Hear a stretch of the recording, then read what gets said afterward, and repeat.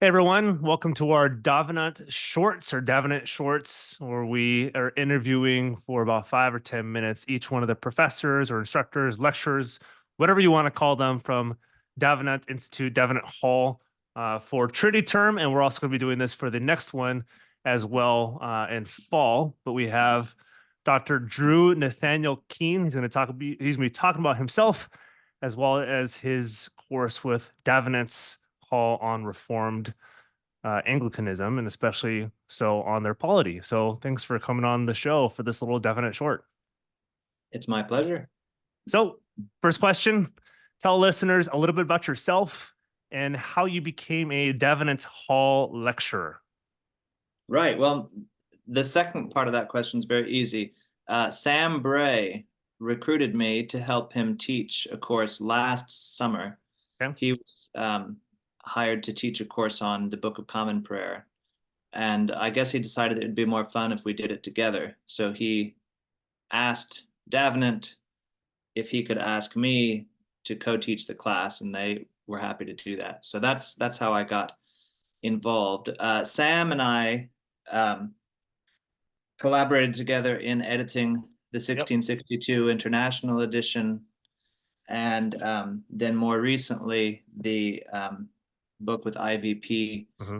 How to Use the Book of Common Prayer, which is just coming out this month. Yep. I'm also working with Sam Forniker on a commentary, a full-length commentary on the 1662 that's targeted for a more academic seminary audience Sure. rather than How to Use, which is a very popular audience.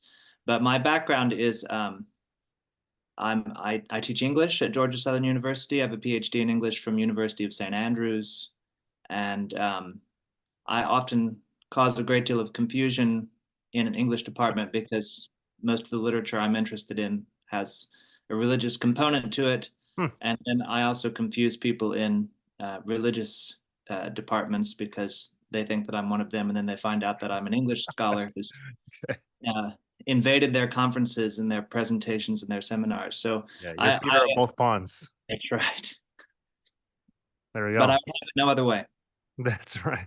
Like, yeah. Cool. So, uh, as a Davenant Hall lecturer, for you specifically, what do you think makes Davenants unique?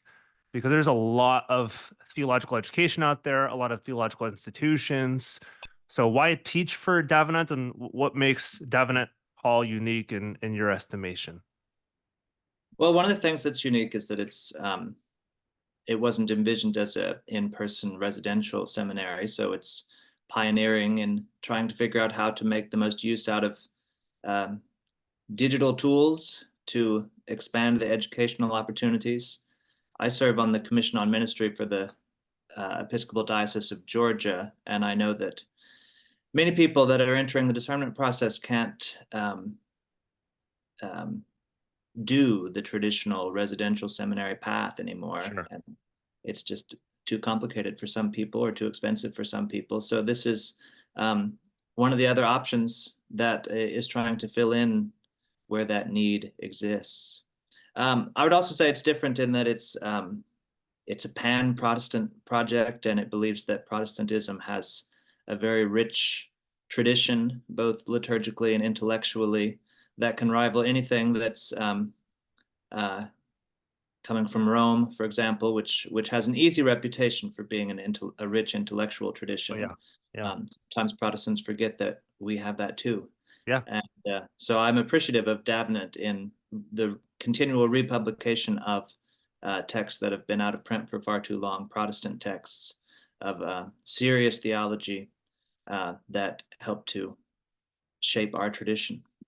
There you go. Yeah. Make Protestantism great again. That's a Yes. good it's a good little thing to do. So I've broached the topic already, talked about the course. This is Anglican Polity, but what are you teaching? And I mean, what is it, first of all? Well, polity means related to the polis. It has to do with the government of the church. I recommended calling the course Anglican ecclesiology, Okay. um, but Polity then just sounds more fun. They opted for polity, maybe for marketing reasons, maybe Sure. because of Richard Hooker's laws of ecclesiastical polity. But it doesn't really matter to You me. could have just called it Anglican Ecclesiastical Polity, just had the best of both worlds. Somehow, I don't think that would fit as well onto the slide. I don't think so either. But it's the government of the church, which many people probably think is a very simple answer for Anglicans. They would say, well, you're governed by bishops, and that's true insofar as it goes, but it's very incomplete. It's much more complicated than that. So the course is going to actually get into exactly how Anglican churches are governed, and they're not all governed in exactly the same way. They all have bishops, Mhm. but that doesn't really tell you all that much. So we'll be looking at primary sources, and then we'll be looking at how things developed over time. So especially the articles of religion, the ordinal, which is the prayer book services for ordaining bishops, priests, and deacons, and then looking at some of the debates and conversations that happened thereafter about um, um, to what degree the laity ought to be involved in the government of the church, um, and to what degree bishops ought to be in council with their presbyters, and to what degree Presbyterianism and Episcopalianism can be synthesized. Hmm. And there were many in the leading up to the English Civil War, there were many proposals for modified episcopacy that were trying to bring in the best of the Presbyterian model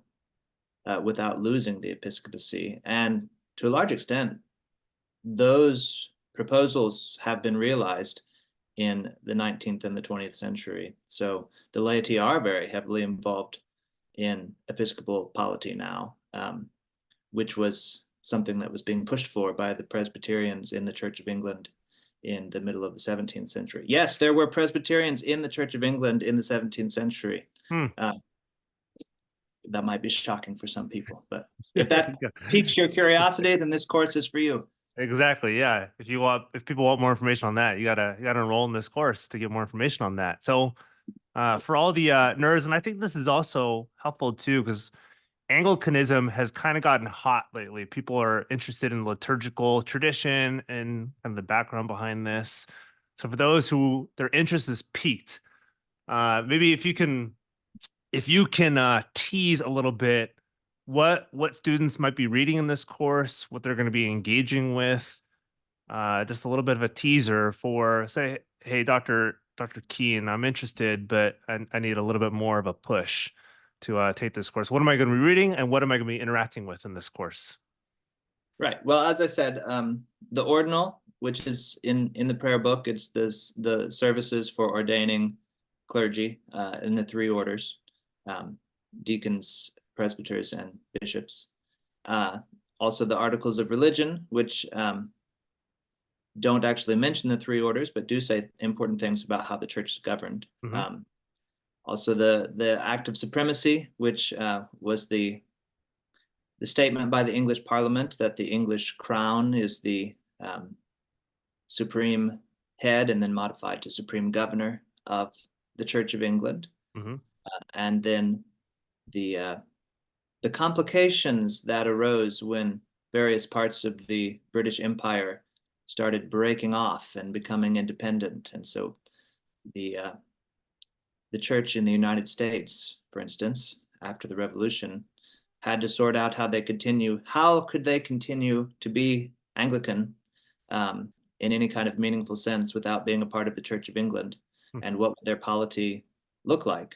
So we'll also be looking at things that they said, what William White proposed at that time, and also what's in the preface to the first American revision of the Book of Common Prayer. Hmm. So a lot of primary texts that reveal how complex and diverse matters of polity actually are. Hmm. I like it. Yeah, getting into the primary sources versus just what do people say about it. It's what does it actually say about itself. That's right. Cool. So last question, asking this of everybody. How do you hope this course not just feeds information into your students, but actually shapes your students? Well, this is one of the reasons I wanted to call it ecclesiology and not polity, Okay. because ecclesiology makes the point that this is actually a theological question, not just a question of organization. So, what do our theological convictions require of us in terms of how we organize ourselves as the church, and how much diversity is possible within that? And that's really, I think, what this course will be digging into is what do our creedal commitments about our belief in Christ and our belonging to the church imply and require and mean for how we organize our life together. Hmm. And of Awesome. course, all the people that are in seminary are going to have to deal with the practical realities of church polity, Very uh, true. messy and complicated as they are. Yep. But I hope that they will approach it in a theological way and not simply in a convenient way. Hmm. That's good. Yeah. So if anyone who's listening is interested in taking this course with Dr. Keane and any other course at Davenant Hall, we have a special Guilt, Grace, Gratitude coupon code that we were given. This is GGG Trinity 24. And if you use that, you get $25 off. So I think it's about 10% off this course, or 10% off most of these courses. So this is for new students for this. So you haven't taken a course yet. New students for this, if you use GGG Trinity 24, you get $25 off. So basically 10%. So thanks for coming on, Dr. Keane. And what's fun is you're actually going to be coming on again next week to talk Yes. about your book, How to Use the Book of Common Prayers. People get a double dose of Dr. Keane next week. So yeah, for our listeners, sign up for Davenant Hall to become a student. If not, audit this course on Anglican Polity to learn more about it for yourself.